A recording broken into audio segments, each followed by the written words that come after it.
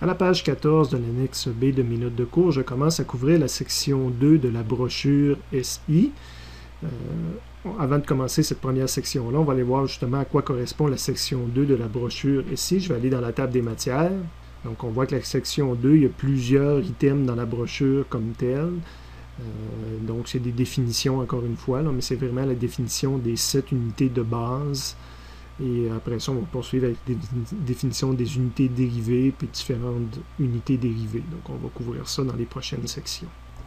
Je suis donc de retour à la page 14 de mes notes de cours. Donc, le premier thème, les unités SI de base. On les retrouve dans le tableau 1. Là, si vous allez dans la brochure, là, il y a des tableaux qui sont clairement identifiés. C'est les choses qu'on retrouve dans le tableau 1 de la brochure.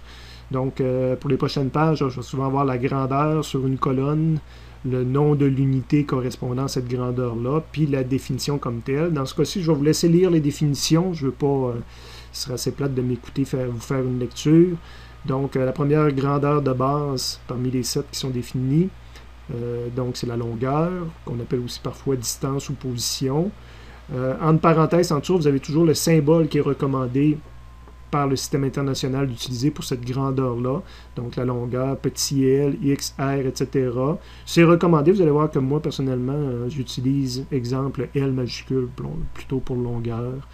Donc, des fois, c'est des recommandations, là, mais on peut utiliser des choses légèrement différentes. J'essaie de me conformer le plus possible à la norme internationale, mais j'ai quand même quelques écarts.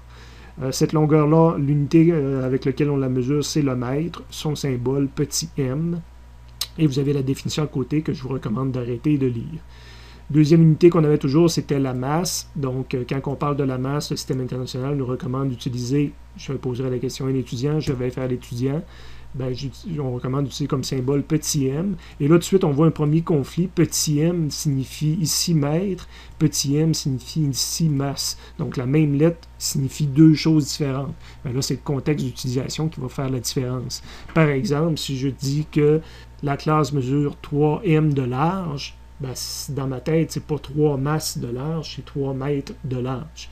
À l'opposé, si jamais ma phrase, ou en tout cas mon paragraphe dit le M de l'enseignant est égal à 65 kg, ça ne veut pas dire, le M ne voulait pas dire dans ma phrase le mètre de l'enseignant est égal à, mais plutôt la masse de l'enseignant.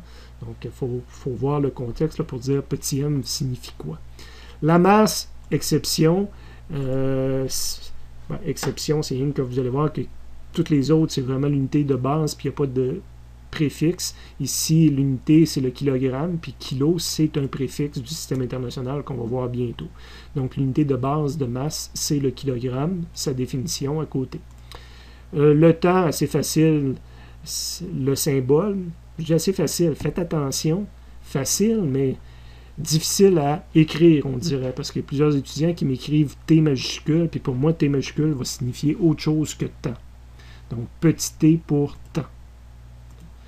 Et l'unité, c'est la seconde. L'unité, certains étudiants vont écrire SEC, ce qui est recommandé, puis que moi aussi j'utilise, c'est d'écrire seulement S. Okay? Donc, c'est pas SEC le symbole pour seconde.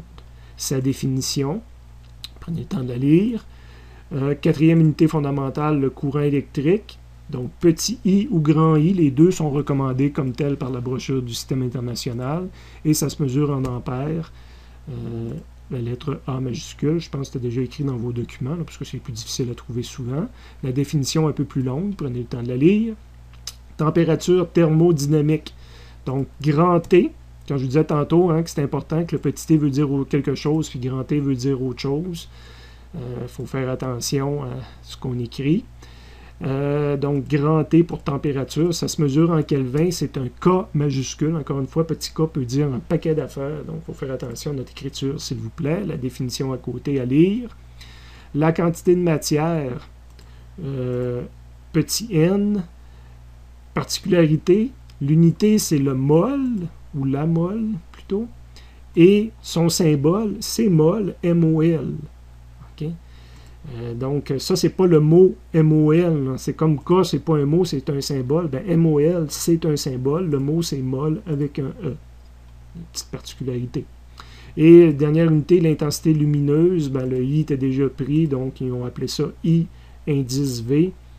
Question de culture, si quelqu'un me trouve pourquoi ils ont pris indice V, ça m'intéresserait beaucoup. Ça se mesure en candela, l'unité CD, C minuscule, D minuscule, et sa définition à côté.